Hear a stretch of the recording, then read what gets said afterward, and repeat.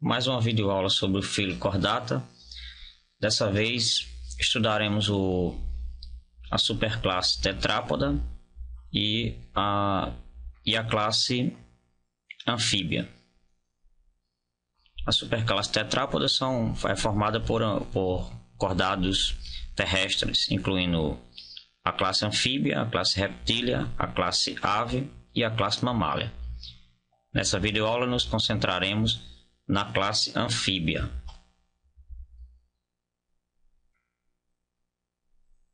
A palavra anfíbio significa, etimologicamente, anf significa duas e bia, que vem da palavra bios, significa vida, fazendo uma alusão ao fato de que o animal teria duas vidas, já que ele nasce na água e se desenvolve na terra.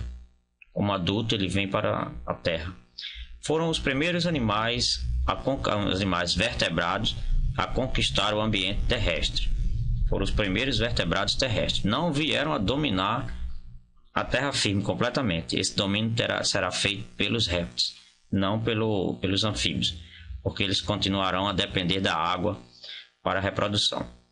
Atualmente eles são representados pela ordem Anura, que são os anfíbios sem cauda, que no caso temos as pererecas, as rãs e os sapos. Temos a ordem Ápoda, representada pela cobra cega, sem pernas, ápodas, sem pernas. Podas quer dizer pernas, e o A é uma partícula de negação. E temos os urodelos, que são os anfíbios caudados, representado pela salamandra. O estudo dos anfíbios deve ser feito numa perspectiva de um animal de transição entre a água e a terra. Ele apresenta características tanto de animais aquáticos quanto de animais terrestres.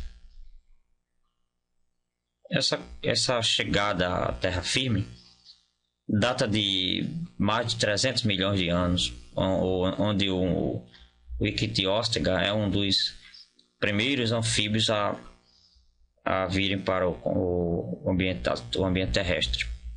Vamos ver as características gerais que estão relacionadas com o fato deles serem animais de transição. Os primeiros vertebrados terrestres, como eu já citei.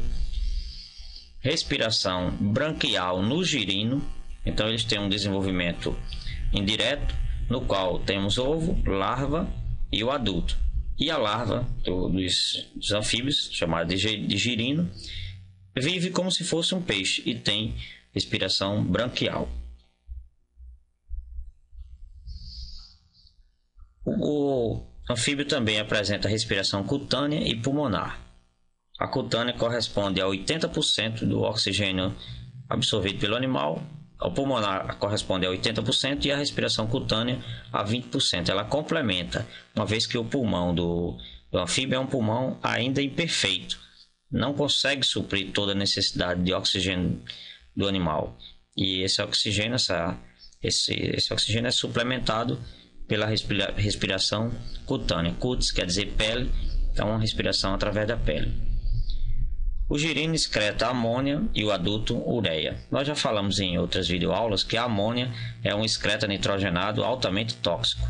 Quando o organismo queima ou quando ele utiliza os aminoácidos para obtenção de energia, ele obtém energia, mas gera um subproduto, que é a amônia, que precisa ser eliminada imediatamente. Para o animal aquático não há problema, ele elimina a amônia com facilidade, porque ele não corre risco de desidratação. Porém, os animais terrestres precisam transformar essa amônia em um excreto menos tóxico, que possa passar mais tempo no organismo, sem que ele precise excretá-lo imediatamente e corra o risco de desidratação. Então, o adulto excreta ureia, como também os mamíferos. É um excreto de toxicidade intermediária. O girino possui linha lateral.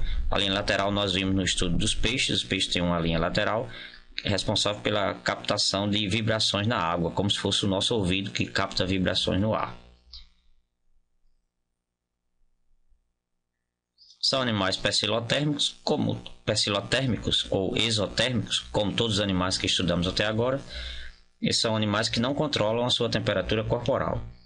Aliás, só quem controla a temperatura corporal são os mamíferos e as aves. Pele fina e úmida, que facilita a respiração cutânea. Aqui nós temos uma imagem de um girino, e aqui a respiração cutânea, onde eu teria aqui representando a pele. O oxigênio se difunde através da pele e o gás carbônico também. O oxigênio faz um caminho inverso do gás carbônico. Possuem glândulas de veneno, as chamadas glândulas paratóides, que ficam logo atrás da cabeça. Mas esses anfíbios, os anfíbios, eles têm um problema. Os que são venenosos, os que têm venenos, que têm peçonha, não dispõem de um órgão inoculador, como as cobras, que têm, por exemplo, dentes perfurados, ou o escorpião, que possui um aguilhão. Ele não dispõe, de tal maneira que ele tem um veneno, mas não pode inoculá-la. Por isso são chamados de animais venenosos e não de animais peçonhentos. Quanto à reprodução, a fecundação é externa, acontece na água. E o desenvolvimento é indireto, através de uma larva, através de larva. Quando existe larva, nós sabemos que chamamos de desenvolvimento indireto. Não há, na maioria dos casos, não há cópula, não há relações sexuais, apenas o macho promove um amplexo, que é um abraço na fêmea, e nesse momento a fêmea libera os ovos na água e o macho libera os espermatozoides na água. Esses espermatozoides irão fecundar os óvulos e irá formar um embrião, um ovo, que gerará um girino, que sofrerá uma metamorfose e vai se transformar em um sapo adulto. A circulação nesses animais, ela é fechada, porque o sangue circula apenas no interior de vasos. Ela é dupla, porque pelo coração passa dois tipos de sangue. Em azul nós temos o sangue venoso e em vermelho o sangue arterial. Passa dois tipos de sangue. Porém, é uma circulação incompleta, porque ocorre mistura de sangue no coração. O animal tem dois átrios e apenas um ventrículo. O sangue venoso cai no átrio direito, vem para o ventrículo e sobe para o pulmão. No pulmão ele se oxigena e volta para o átrio esquerdo, e em seguida ele vai para o ventrículo, onde ocorre a mistura de sangue. Isso diminui a eficiência metabólica do animal, porque o sangue vai sair para o corpo menos oxigenado do que deveria para poder manter uma alta taxa metabólica. Diferentemente do que acontece no coração das aves, que há dois átrios e dois ventrículos. A circulação é dupla, mais completa, porque não há mistura de sangue. É como se tivesse dois corações.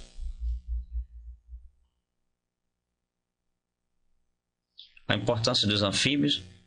Os anfíbios fazem parte da cadeia alimentar e servem de alimentos para répteis, como no caso aqui um